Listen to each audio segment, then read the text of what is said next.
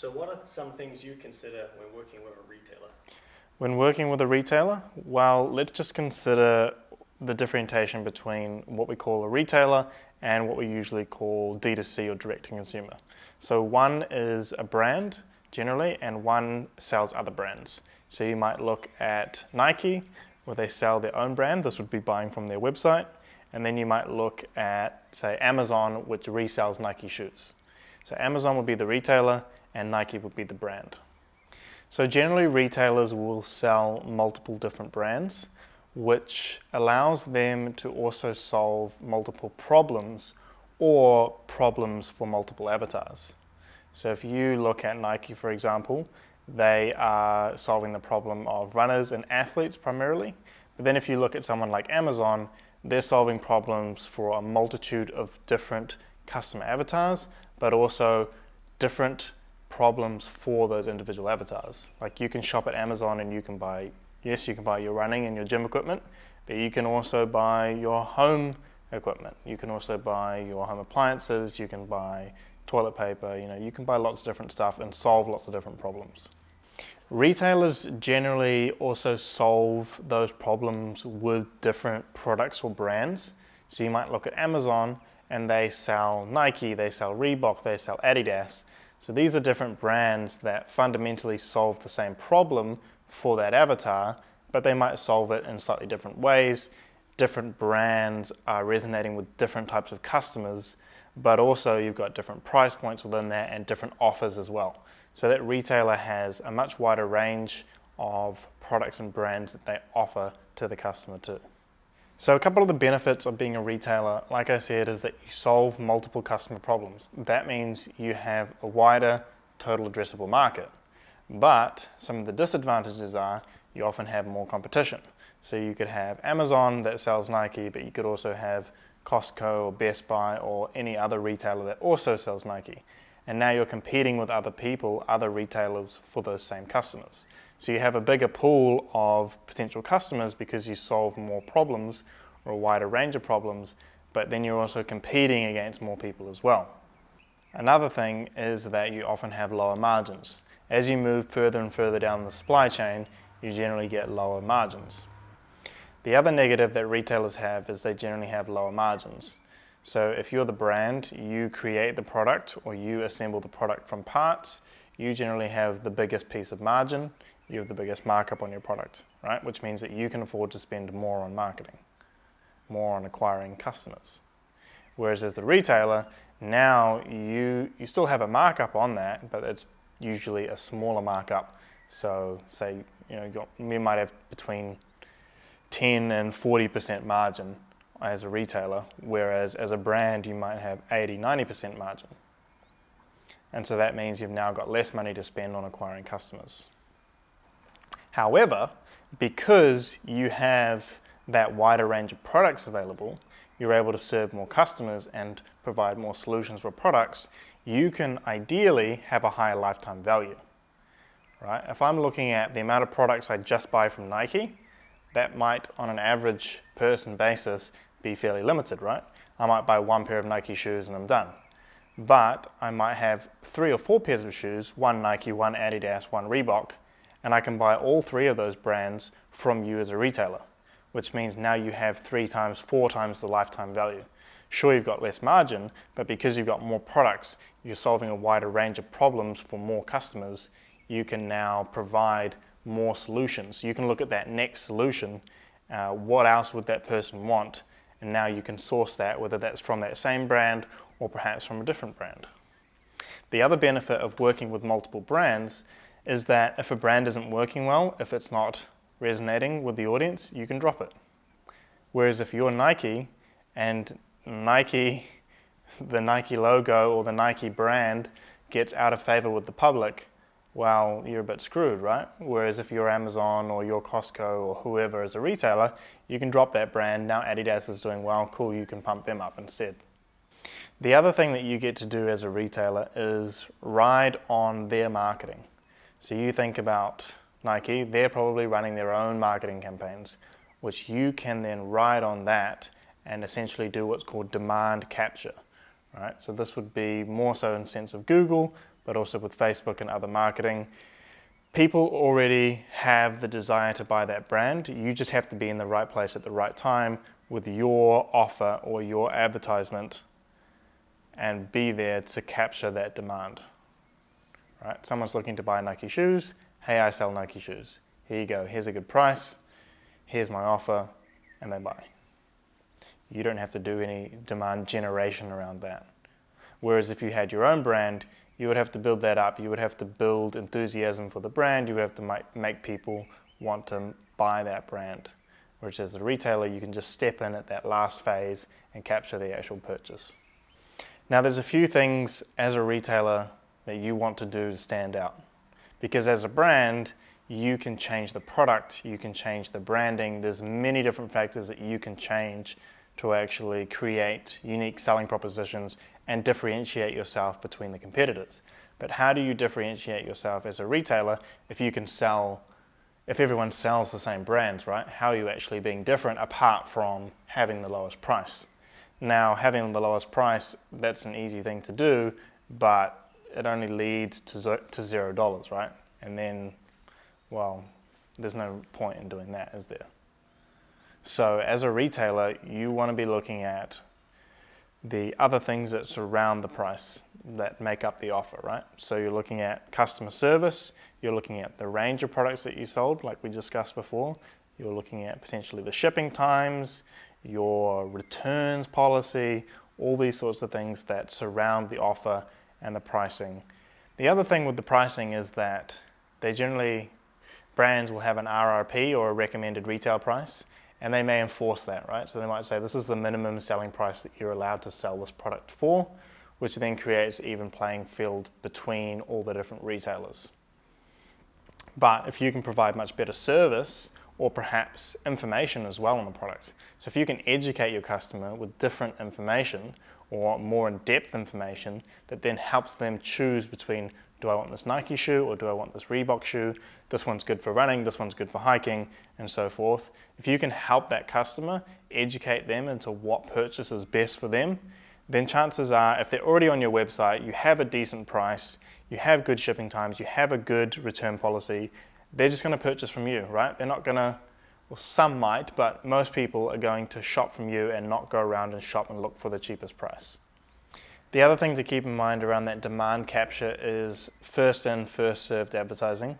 So if you look at something like Google and someone types in Nike shoes and you just happen to be at the top of Google, you might just get that purchase, right? Because the type of shoe is the exact same across different retailers, and if you've got the same price, you generally just, whoever they click first gets the sale, right? So that is where you want to make sure that you've got your SEO on point, you've got your Google ads dialed in, and you're ranking the highest there so that you can just get that demand capture first and get that before everyone else. The other key thing that you want to do as a retailer is just try and stay top of mind for more of the broad categories. So you probably don't want to put advertising dollars into staying top of mind for the exact brand Nike, right? Or for the exact even model or shoe of Nike. But you may want to stay top of mind for running shoes or hiking shoes. So you could be doing promotions, advertisements, talking about how you have a range of running shoes, talking about the different information that you provide to customers, your customer support, your shipping times, your return times, and now you're helping customers you're helping your brand stay top of mind for that particular category. And then as soon as someone thinks, hey, I need a new running shoe, I need a new gym shoe, they go, okay, cool, I'm going to come to your brand and have a look at the different options. You can also integrate a little bit of the brand marketing, so you could be running, hey, we stock Nike, we stock Adidas, we stock Reebok, but you probably don't want to do specific advertising on those exact models, although perhaps running like a catalog campaign or something that's a little bit more automated could work for that. But you could put time into creating more broad videos, ads, creative around talking about that subject of how you have different products and are able to solve different solutions.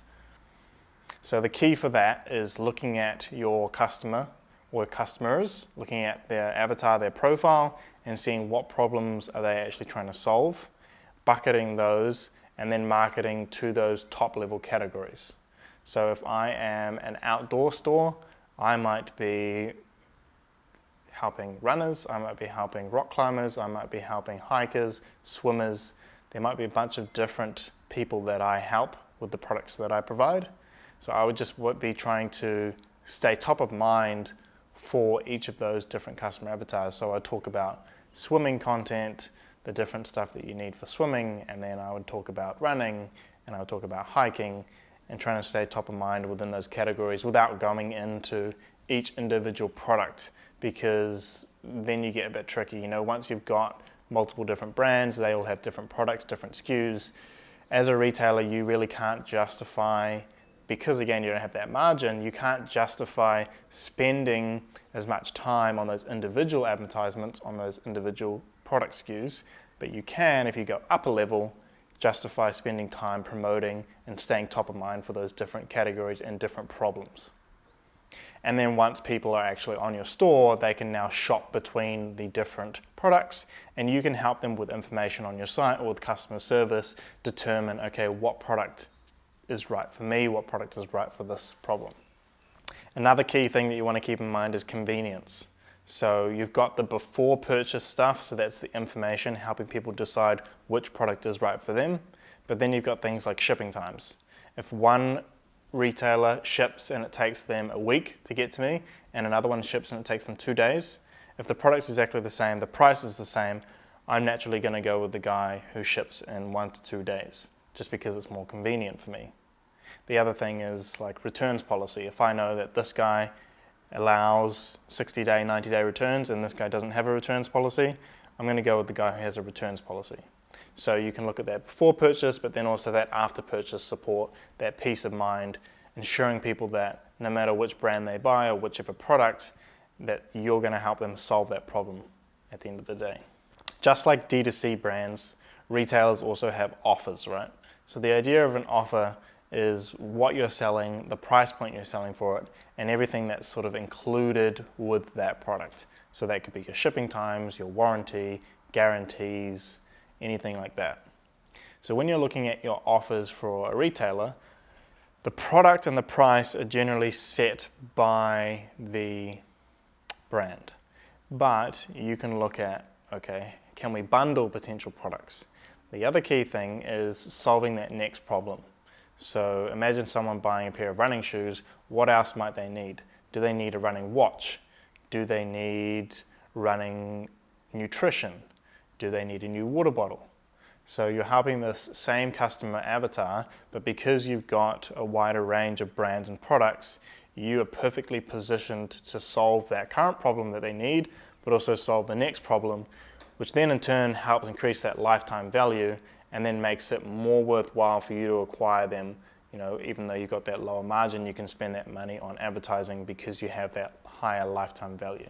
So another couple key points, and one is in terms of stock. It's a good idea to solve a particular problem in its entirety. So imagine if I'm a shaving brand and I sell shaving razors, but I don't sell the replacement cartridges. Now that's potentially just annoying, right? Or if I sell shaving foam, but I don't sell the razors, it's like, okay, I'm going to come to you, I really like your foam brand that you sell, I'm going to buy from you because you have good customer service, but you don't sell the brands. So now, sorry, you don't sell the razors. So now I have to go somewhere else and buy these razors and pay shipping twice. So just make sure that when you're choosing the products that you are ranging, that you're solving that particular problem in its entirety, right? And then also looking at trying to solve extra problems or that next problem that the customer might face. And with that, one key thing is just to have stock. Often you've got different brands and different places that people can buy these brands, but if you don't have stock, they're not going to purchase from you, right? So making sure that you've got those key brands in stock. And also those key brands generally will bring people to your store, and then they might buy other stuff as well, right? So you might find that you have high moving, low margin brands, but if you keep them in stock, you offer a good price on them, people come to your site for them, but then often end up purchasing other stuff as well.